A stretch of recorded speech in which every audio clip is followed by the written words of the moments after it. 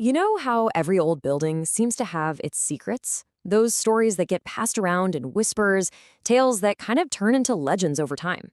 Well, today we're going to crack open one of those stories, a really chilling one, that all comes down to a single forbidden door. This is the legend of Room 214. Seriously, think about it. Have you ever heard a story that genuinely got under your skin? The kind that makes you check the locks twice before you go to bed?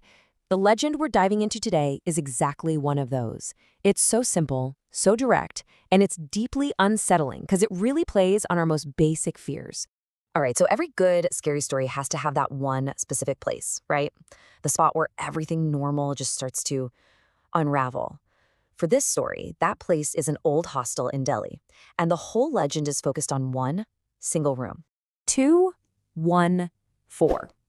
Just three numbers on a door, but they are the absolute heart of this story. In this old Delhi hostel, this wasn't just another room. It had a reputation, a dark history that, everyone seemed to know about, but nobody really wanted to talk about. And the whole legend kicks off with that one simple, ominous idea.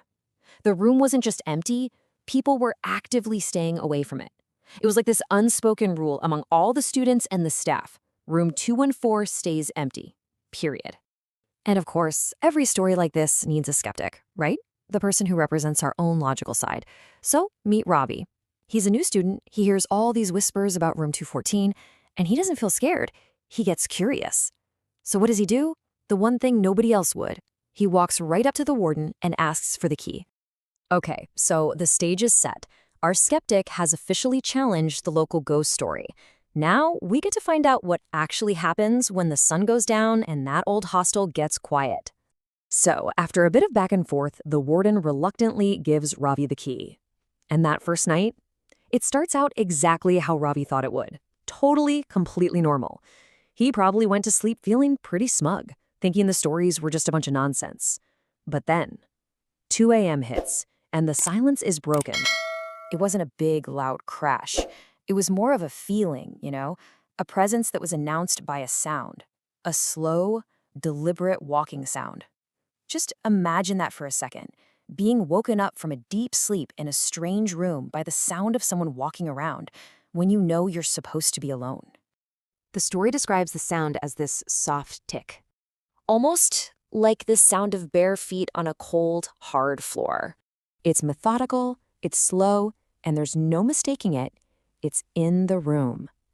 Still, Ravi's rational mind is trying to find an answer. It's got to be coming from upstairs, he tells himself. Anything to keep that creeping fear from taking over. But then, something happens that just can't be explained away. A mirror on the wall literally starts to shake. And this is that classic moment in any scary story, right? It's the point where logic just doesn't work anymore. Because now he can see that something is wrong. And this, right here, brings us to the climax of the story.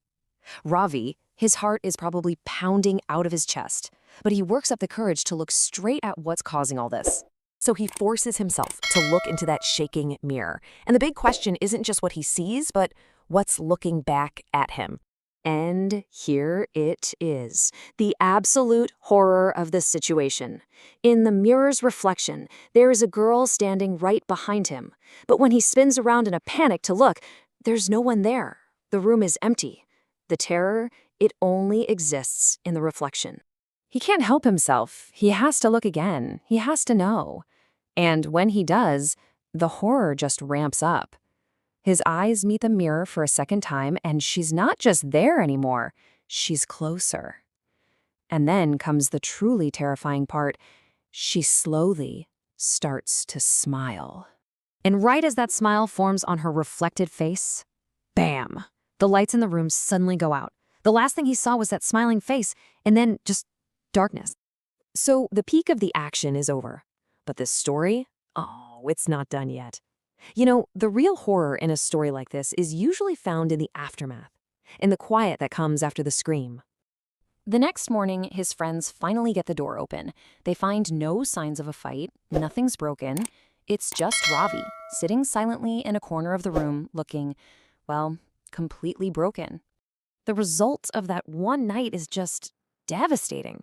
Ravi is found totally catatonic, His eyes are open, but he's not speaking, not reacting at all.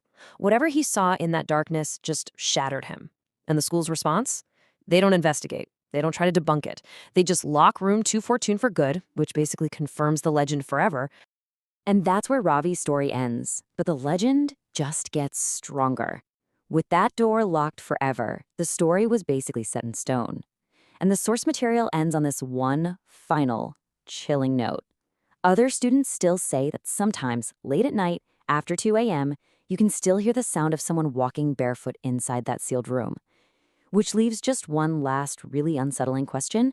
What exactly is still walking in there?